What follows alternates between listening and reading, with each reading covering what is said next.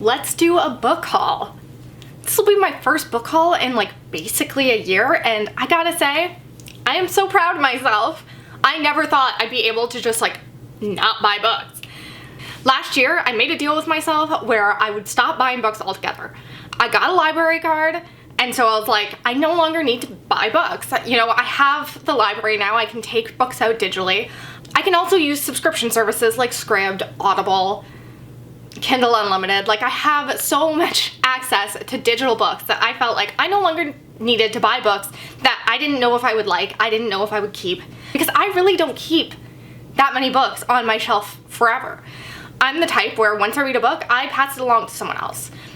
I would say that I keep maybe 1 out of every 10 to 15 books that I read, and that's only the books that I know I want to read again. Books that are 5 stars, maybe even 4 stars, but anything that's under 4 stars, I'm usually gonna pass along. So when I made this deal with myself, I told myself that I would no longer buy books that I hadn't read yet. I was allowed to buy books that I actually wanted for my shelves, books that were 4 or 5 stars and I wanted to read again. So that's what we have here. We have all the books I bought in 2021. And these are all books that I've previously read before. Pretty much, I will say, I did break the rule like once or twice here or there, but still, like if you look back on previous years and the amount of books, I was literally buying hundreds of books a year. So this is fucking progress. So let's talk about all of the books I bought last year. The first one was The 7 Deaths of Evelyn Hardcastle by Stuart Turton.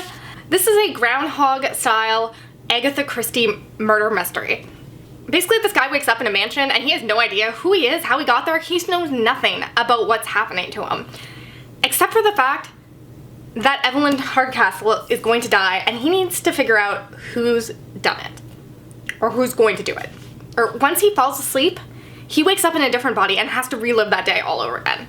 I absolutely adored this novel. This is like my perfect novel. Like, truly, I love a murder mystery. I love that like 20s jazz style. If I could have my entire apartment look like this book cover, like that would be ideal.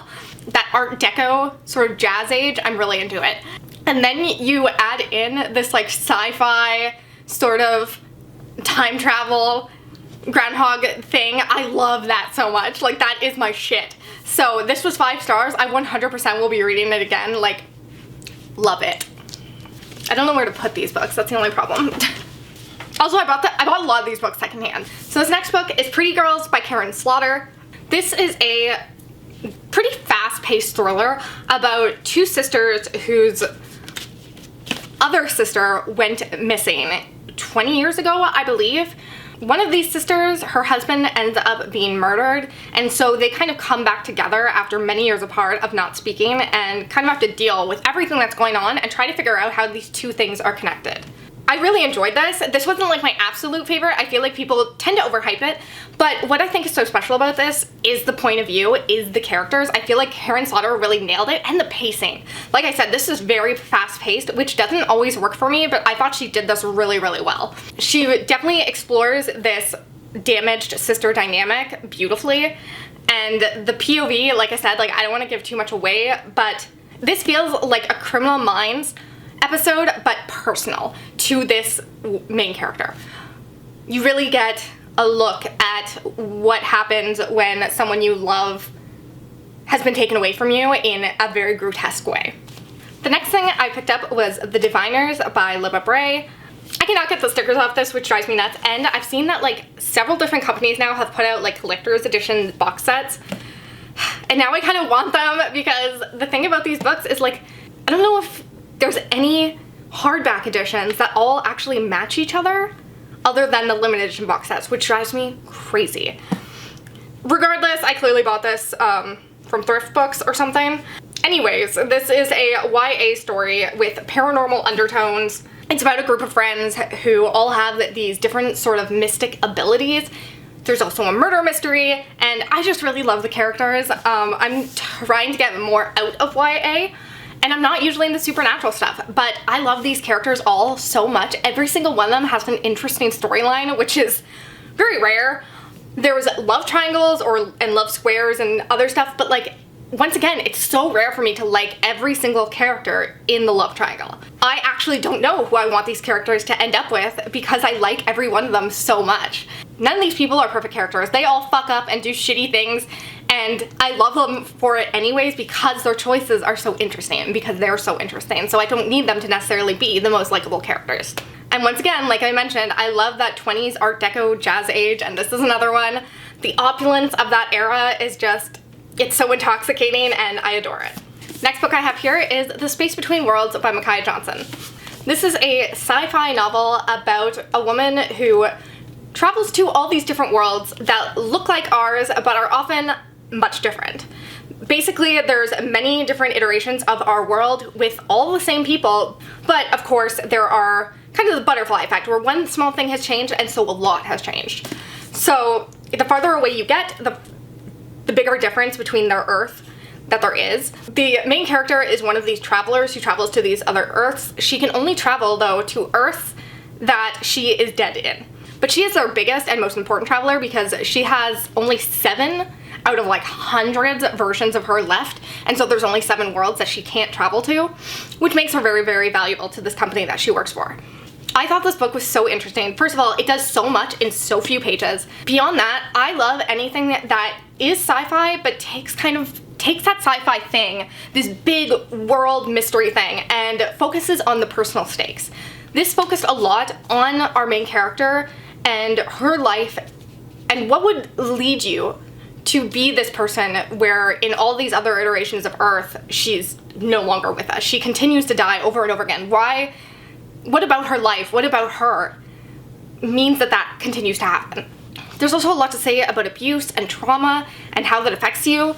I truly feel like I've never seen an author do so much in so few pages. I just thought it was so fucking impressive, and I want to pick up more that this author writes because this was like a wonderful debut, I believe. Like, I'm pretty sure this was the debut novel, which is just like insane to me. I should make sure this is a debut novel because I have the bad habit of just assuming that like if I haven't heard of another book from that author, then like that must mean it's a debut, which is clearly not the case. The next book I have is Take It Back by Kia Abdullah. I read this a couple years ago and it has definitely stuck with me and I've wanted to reread it at some point. I'm terrible about rereading books, but you know, I like to be surrounded by the things I love, so here we are. This is a legal thriller about a girl who accuses 4 Muslim boys of rape. The girl has a physical deformity, and so this ends up becoming a lot about those two things. Like, I mentioned the physical deformity as well as the boys being Muslim because those two things are very central to this story. They talk a lot about how when something like this becomes about more than just the victim and the supposed perpetrators, it becomes about people's political agendas. I know that this has become a series. I really want to read the second book. We follow the main character who is there for the victim. She's like a victim's advocate. She's there to get this girl through the trial, basically, and to emotionally support her. I really loved our main character. Like, I really wanted to follow along with her on more of a journey, which is definitely a feat sometimes in these types of novels because I find that, you know, it's so much more about the case, it's so much more about the victim, it's so much more about the defendants, and so we don't get to know a lot about the main character because she's just kind of a conduit. She's just kind of like our way to see the story. Whereas I found like she very much had her own personality. She was complex. She was a fully realized character and I want to follow her more, which made it so that I'm definitely going to pick up the second in the series at some point. Next book I got was A Good Girl's Guide to Murder by Holly Jackson. I absolutely fucking adored this series. I read the entire series last year and I don't know why I picked up the first book when I could have just waited and picked up the whole box set, but for some reason, I don't know, I saw it, I wanted it, I bought it. This is about a high school senior named Pip who decides to investigate a missing person case of a girl in her school that happened many years earlier. Everyone believes that she was murdered by this other classmate of theirs named Sal, but Pip just isn't convinced. So she decides to take this on as a class project. Now this is done in kind of podcast form. It goes back and forth between an actual written story as well as podcast and different mixed media elements. That's never usually my favorite thing, but I think that it added so much to this book and to this story. I fell in love with Pip as a character. I think the investigation was interesting, but honestly, I just love the direction this series took. I love the character arc and character developments that we got with Pip, as well as the love story, which is so rare for me. I do not like romance and YA books very often, but this one was honestly one of my top favorites for like romance. I just think the writer did such a good job with these characters. The pithy dialogue, the way they support each other, it's just so wholesome and sweet, and I love it. It definitely like kind of takes the edge off some of this really dark shit that ends up happening throughout the series. The next book is In the Woods by Tana French. This is yet another crime series that I absolutely adore. This is the first book in the Dublin Murder Squad series. This follows Detective Rob Ryan as he investigates this case of a murdered young girl in a town near him, where he quickly realizes that this murdered young girl might be connected to his friend that went missing when he was a kid. There's a lot to love and hate about this book. I didn't particularly like the actual mystery. I thought it was incredibly obvious. I don't necessarily know if Tana French is that great at writing the actual mystery aspects. But the character study in this is phenomenal.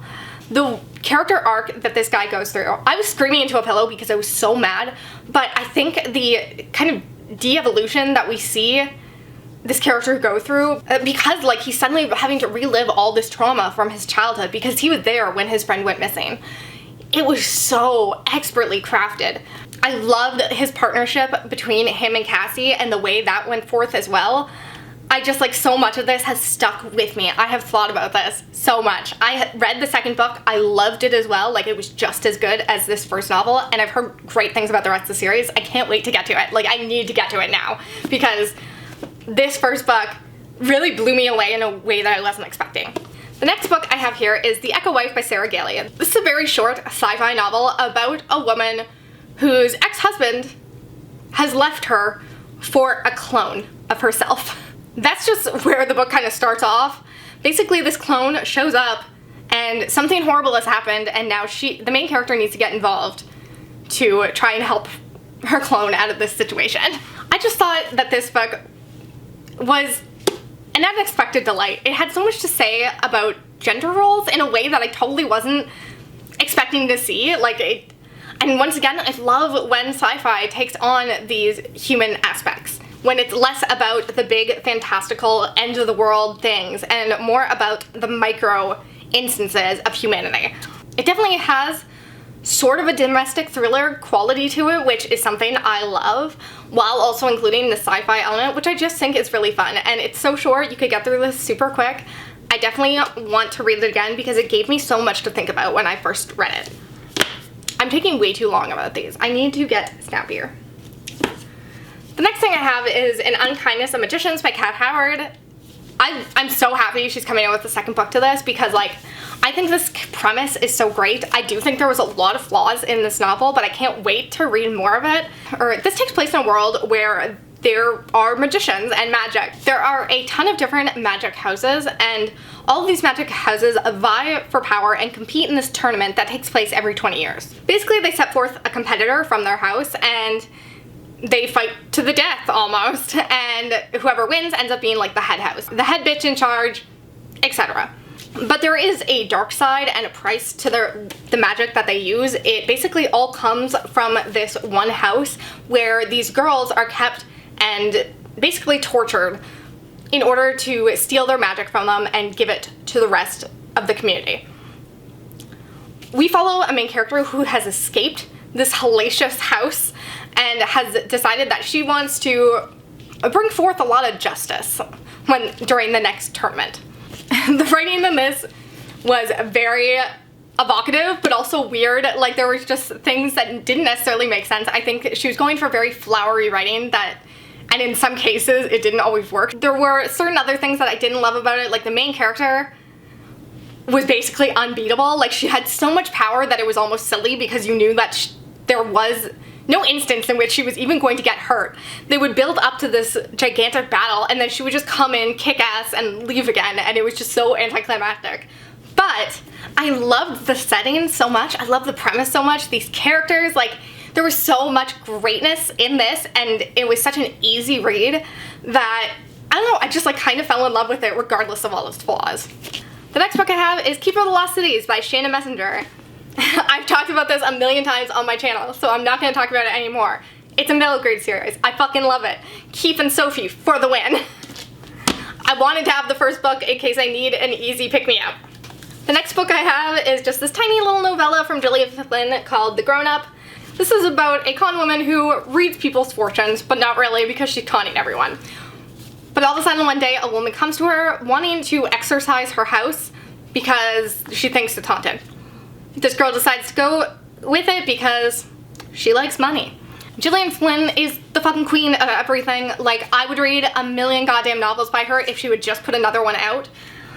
I read this, I bought it because even in this tiny little novella, I was fucking obsessed. She wrote such an interesting character. I would have followed this character through a much larger story.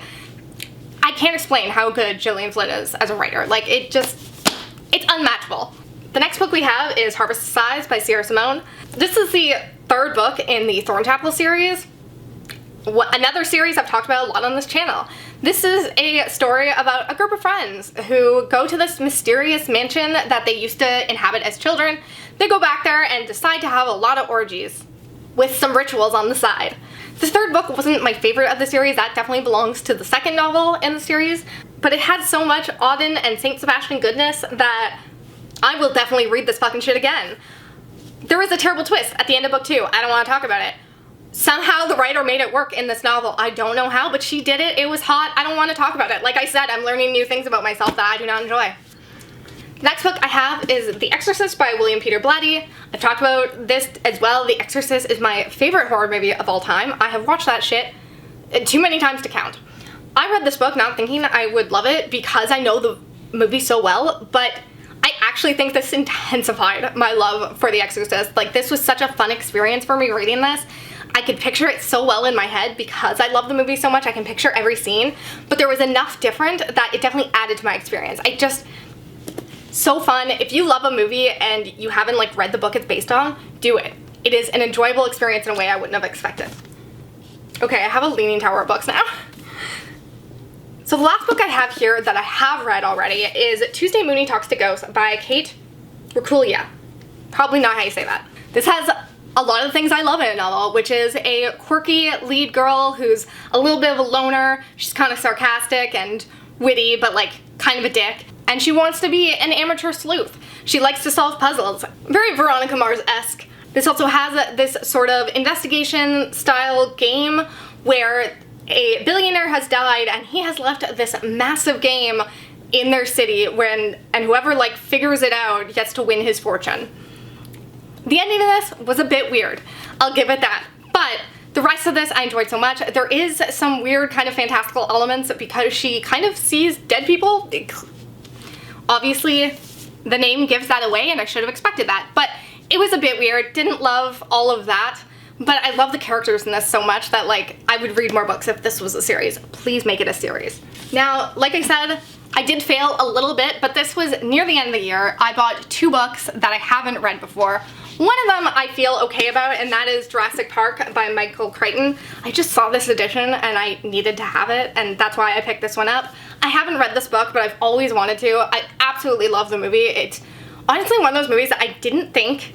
Obviously, I saw the movie as a kid, and I always kind of thought of it as just like a blockbuster, fun, action-adventure thing. But I recently rewatched it, and like, it might be one of my favorite movies of all time. Like, it is so good, so expertly made. The tension and just everything about it was so fun. I absolutely loved it, and so I really, really want to read this book. I'm not going to explain what Jurassic Park is about. I feel like you probably know. Dinosaurs on an island in a theme park. So I feel like that one's still like not cheating too much. This one is one that I just haven't read. I saw it really cheap. I needed free shipping. Here we are. I bought The Coyotes of Carthage by Stephen Wright. I'm just gonna read you the thing, which I normally don't do, but here we are, because I really don't know what this is about. Dre Ross has one more shot. Despite success as a political consultant, his aggressive tactics have put him on thin ice with his boss, Mrs. Fitz, who plucked him from juvenile incarceration and mentored his career. She exiles him to the backwoods of South Carolina with $250,000 of dark money to introduce a ballot initiative on behalf of a mining company. The goal, to manipulate the locals into voting to sell their pristine public land to the highest bidder. Dre arrives in God-fearing, flag-waving Carthage County with only Mrs. Fitt's well-meaning yet naive grandson Brendan on his team. Dre, an African-American outsider, can't be the one to collect the signatures needed to get on the ballot, so he hires a blue-collar couple, Tyler Lee and his pious wife, Shailene, to act as the initiative's public face. Under Dre's cynical direction, a land grab is disguised as a righteous fight for faith and liberty. As lines are crossed and lives ruined, Dre's increasingly cutthroat campaign threatens the very soul of Carthage County and perhaps the last remnants of his own humanity. Those are all the books I bought in 2021. Like I said, I'm pretty proud of myself. Most of these were bought secondhand. I've read all of them previously, so I'm definitely going to continue this in 2022 and actually try and save myself some money. We'll see how that goes this year. I believe in myself. I hope you liked this video, and I hope you come back in soon. Bye.